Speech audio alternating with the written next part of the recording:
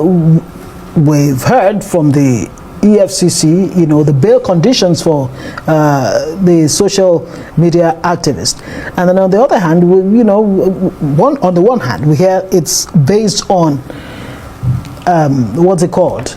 Complaints from individuals, and then EFCC says no, it's no such thing, it's fake news.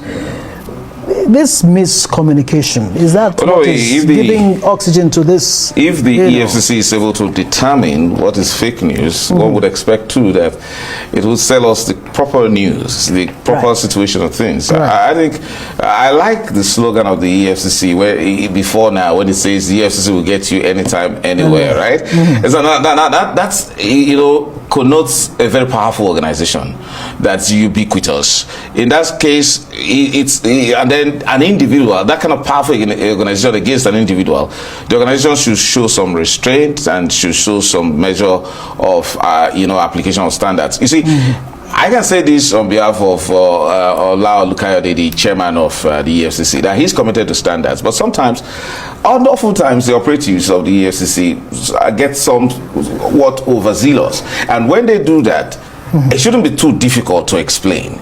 Now, the problem we have here, and that's a very dangerous situation where you find young people going to the bank, the premise of the bank, going to protest because they're dealing with a very influential personality called Verydarkman that is well loved. In fact, his followership is phenomenal.